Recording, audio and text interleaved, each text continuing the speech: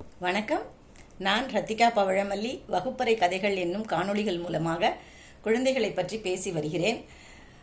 சென்ற காணொளியில் நான் குழந்தைகள் ஓவியம் போடுறத சொல்லிட்டு அப்படியே மெய்மறந்து போய் வேற ஒரு சப்ஜெக்ட் போய் விட்டுட்டேன். இந்த ஓவிய பிரிவேளை அப்படின்னு சொல்லி வரும்பொழுது அந்த குழந்தைகளுக்கு ஒரே கொண்டாட்டமாக இருக்குங்க. ஓவியம்னு சொன்னாலே குழந்தைகளுக்கு விளையாட்டு ஓவியம் ரெண்டு தான் ரொம்ப பிடிச்ச ஒன்று.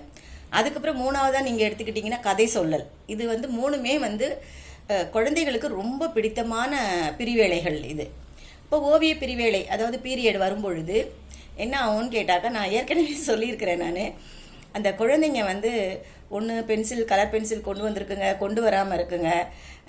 சில குழந்தைங்க என்ன பண்ணுங்கன்னா, ரொம்ப திறமையான குழந்தைங்க மிரட்டி வாங்கிருங்க பக்கத்தில். சில குழந்தைங்க மிரட்டியா கொடுக்குறியா இல்லையா அப்படிங்கிற மாதிரி கேட்டு வாங்கிக்கங்க. சில குழந்தைங்க ரொம்ப கெஞ்சி திருட்டுத்தனமாக அதாவது அவங்களோட பார்வை பூரா எப்படி இருக்கும்னு பார்த்தீங்கன்னா, டீச்சர் மேலே தான் இருக்கும். தலை மட்டும் டீச்சரை பார்த்துக்கிட்டே இருக்கும். டீச்சர் ஏதாவது கவனிக்கிறாங்களா அப்படின்னு சொல்லி அந்த ஆசிரியை பார்த்தபடி தான் அந்த தலை இருக்கும். ஆனால் உடம்பு பார்த்தீங்கன்னா கை பின்னால் இருக்கும், பின்னால் வாங்கினோன்னா பின்னால் இருக்கும், முன்னால் வாங்கினா முன்னால் இருக்கும். அவங்க எங்கே கேட்குறாங்களோ அந்த மாதிரி. சில குழந்தைங்க வாய் திறந்து கேட்கவே கேட்காது, ஏக்கமாக பார்க்குங்க. அதுக்கிட்ட பென்சிலும் இருக்காது, அதாவது சாதாரண பென்சிலும் இருக்காது, கலர் பென்சிலும் இருக்காது. அப்போ அதுங்க என்ன பண்ணுங்க, ஏக்கமாக கொஞ்சம் குழந்தைங்க பார்ப்பாங்க. இறக்கப்பட்டு என்ன பண்ணுவாங்க, சில குழந்தைங்க 2 எடுத்துகிட்டு வர குழந்தைங்கலாம் ஒன்று கொடுத்துருவாங்க. சில குழந்தைங்க என்ன பண்ணுவாங்க, கெஞ்சிக்கிட்டு இருப்பாங்க. சில குழந்தைங்க என்ன பண்ணுவாங்க, அதட்டி வாங்குவாங்க.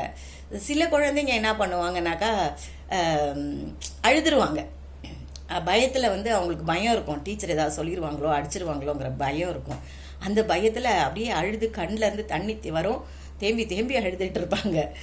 அப்புறம் பார்த்தீங்கன்னாக்கா இப்போ நான் உதாரணத்துக்கு நான் சொன்னேன் இல்லையா, ஒரு வீடு வரைகிறேன் அப்படின்னு சொன்னால், அந்த வீடை நான் போர்டில் வரைஞ்சிருக்கேன் அப்படின்னு சொல்லி சொன்னால், அதை ஒவ்வொருத்தரும் ஒவ்வொரு கோணத்தில் வரைவாங்கங்க. தரையில் தானே குழந்தைங்க உட்காடுறாங்க.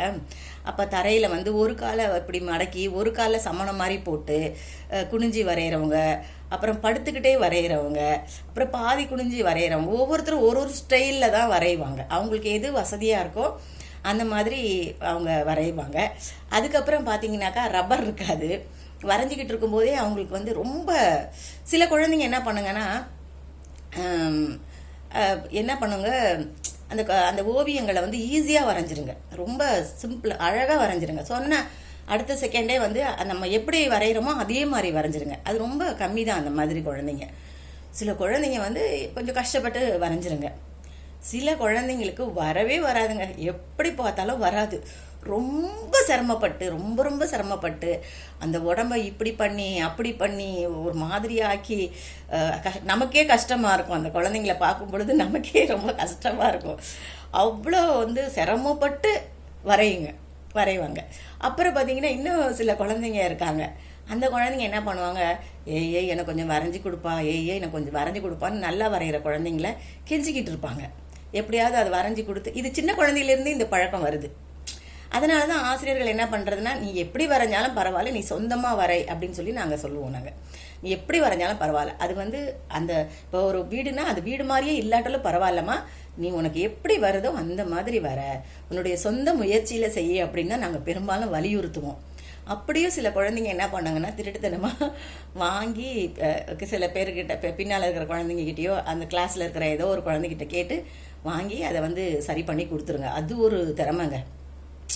அப்படி வகுப்பில் அந்த ஓவிய பிரிவேளை ஓவிய பீரியட் வரும்பொழுது அந்த குழந்தைகளோட அந்த உடல் பாவனைகள், அந்த பேச்சு, அதுங்க அது எப்படியாவது அந்த டீச்சர் சொல்லியிருக்கிறத நம்ம எப்படியாவது செஞ்சு டீச்சர்கிட்ட காமிச்சிடணும் அப்படிங்கிற ஒரு ஆர்வம், இது எல்லாமே சேர்ந்து அந்த ஓவியத்தை விட இந்த குழந்தைகளுடைய அந்த செயல்பாடுகள் ரொம்ப ரொம்ப அழகாக இருக்கும். அது வரைய முடியாத ஒரு ஓவியம் அப்படின்னு சொல்லலாம். நன்றி, வணக்கம்.